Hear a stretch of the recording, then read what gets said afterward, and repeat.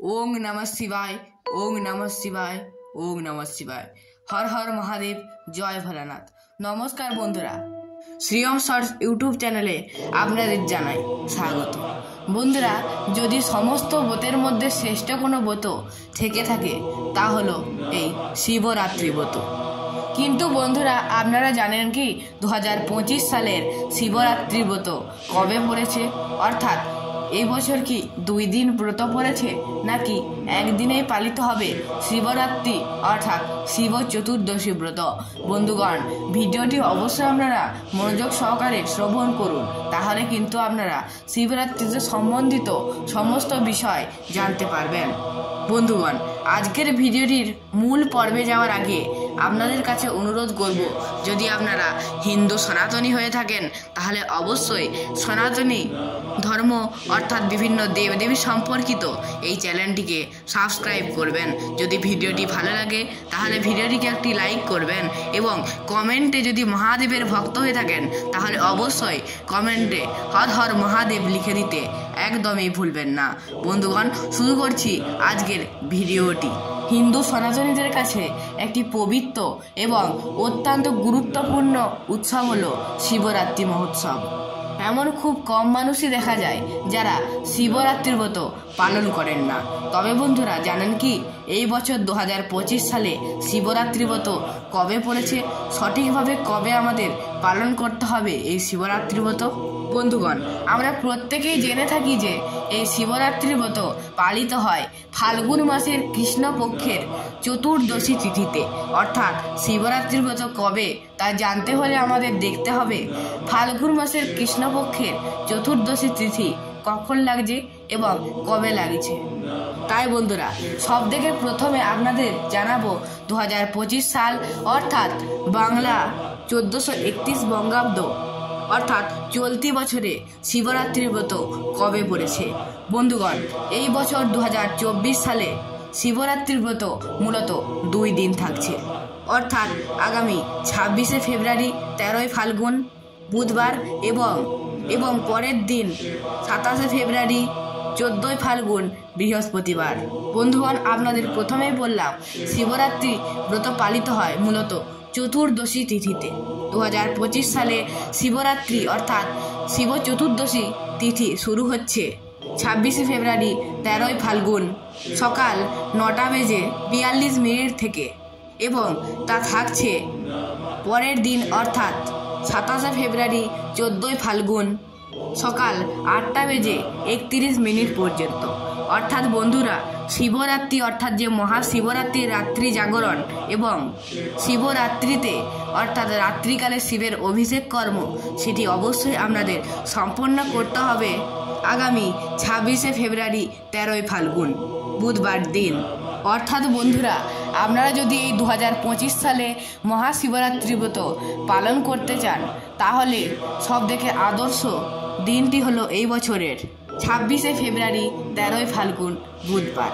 বন্ধুরা, 26শে ফেব্রুয়ারি 13ই ফাল্গুন বুধবার সন্ধ্যে 6:19 থেকে বাবার শিবরাত্রির প্রথম প্রহরের পুজো শুরু করতে পারেন। আর মহাশিবরাত্রির যে প্রধান পূজা যাকে আমরা নিশি পূজা বলে জেনে থাকি তা সম্পন্ন করতে হবে বুধবার রাত্রি 12:09 থেকে রাত্রি 12:59 মধ্যে। বন্ধুগণ, এর মধ্যে কিন্তু শিবরাত্রি বিহিত যে নিশি পুজো তা সম্পন্ন করতে হবে আপনাদেরকে। বন্ধুগণ, আশা করি এই শিবরাত্রির সময়সূচি সম্পর্কিত বিষয়গুলি আপনাদের বোধগম্য হলো। বন্ধুগণ, এরপর আপনাদেরকে কিছু শিবরাত্রির সম্বন্ধিত তথ্য তুলে ধরব। বন্ধুগণ, আপনারা যদি জেনে থাকেন যে শিবরাত্রি শুধু মহিলারাই পালন করতে পারেন তা কিন্তু সম্পূর্ণ ভুল ধারণা। নারী পুরুষ নির্বিশেষে সকলে এই শিবরাত্রি পালন করেন। শুধু ভারতবর্ষে নয়, ভারতবর্ষের বাইরে প্রত্যেকটি দেশে কিন্তু এই মহাশিবরাত্রি নানান নামে নানানভাবে সকলের কাছে পরিচিত। প্রত্যেকে কিন্তু এই শিবরাত্রির ব্রত পালন করেন। তাই আপনিও কিন্তু এই বছর 2025 সালে শিবরাত্রি ব্রত অবশ্যই পালন করুন এবং বুধবার দিনটিতেই পালন করুন। কারণ এই দিনটি শিবরাত্রির জন্য উপযুক্ত দিবস। বন্ধুগণ, অনেকের মনে প্রশ্ন আসে যে শিবরাত্রি দিনটি এত কেন মাহাত্ম্যপূর্ণ। বন্ধুগণ, পদ্মপুরাণ এবং শিবপুরাণ অনুসারে এই শিবরাত্রির দিনেই অর্থাৎ শিব চতুর্দশীর দিনেই মহাদেবের সৃষ্টি, স্থিতি এবং প্রলয়ের সাথে তাণ্ডব নৃত্য করেছিলেন, তাই এই দিনটি বিশেষ মাহাত্ম্যপূর্ণ। আবার অনেকে মনে করেন যে এই দিনটিতেই বাবা মহাদেব এবং মাতা পার্বতীর বিবাহ সম্পন্ন হয়েছিল। মনে করা হয় এই শিবরাত্রির দিনেই বাবা মহাদেব লিঙ্গরূপে বিরাজিত হয়েছিলেন। তাই এই শিবরাত্রির দিনে গোটা ভারতবর্ষ, এমনকি ভারতবর্ষের বাইরেরও চারিদিকে বাবা মহাদেবের আরাধনা করা হয়। বা বিশেষ করে 12টি জ্যোতির্লিঙ্গে বাবা মহাদেবের এই দিন বিশেষ পূজা করা হয়। তাই এই দিনটিকে বিশেষ মাহাত্ম্যপূর্ণ বলে বর্ণনা করা হয়েছে পুরাণে। বন্ধুগণ, শিবরাত্রি পালনের আগে আমাদের প্রত্যেককে জানতে হবে যে শিবলিঙ্গের পূজা কেন করা হয়। না হলে এই শিবরাত্রি ব্রত কিন্তু করা এবং না করা সম্পূর্ণ সমান। তাই অবশ্যই আপনারা জেনে নিন।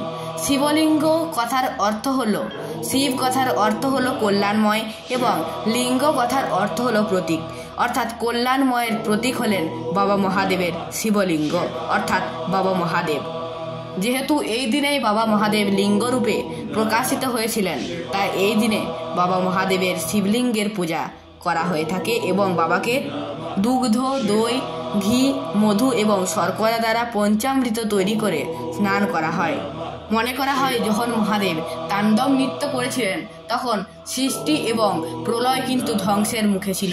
তাই এই প্রলয়, সৃষ্টি এবং ধ্বংসের মুখ থেকে মহাদেবকে শান্ত করতে তখন সকল দেবতাগণ এই দিন বাবা মহাদেবের মাথায় দুধ, গঙ্গা জল এবং পঞ্চামৃত দিয়ে অভিষেক করিয়ে বাবাকে শান্ত করেছিল। তাই এই শিবরাত্রির দিনটি বিশেষ মাহাত্ম্যপূর্ণ। বাবা মহাদেব এই দিন সকল ভক্তদের মুক্তির পথ দেখিয়েছিলেন, অর্থাৎ যে ত্যাগই সমস্ত কিছু তা কিন্তু বাবা মহাদেব বুঝিয়ে দিয়েছিলেন এই শিবরাত্রির দিনে।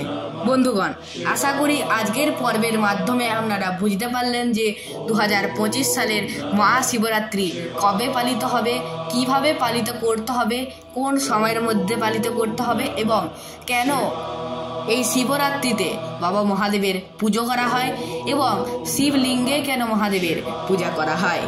তাই বন্ধুরা, ভিডিওটি নিশ্চয়ই আপনাদের একটু হলেও সমৃদ্ধ করেছে, একটু হলেও উপকৃত করেছে। আজকের ভিডিওটি শেষ পর্যন্ত দেখার জন্য আপনাদেরকে অসংখ্য ধন্যবাদ। বন্ধুগণ, আজ এখানেই বিদায় নিচ্ছি। ফিরে আসবো আপনাদের সামনে অন্য কোনো ভিডিও নিয়ে। সবাই ভালো থাকুন, সতর্ক থাকুন। হর হর মহাদেব।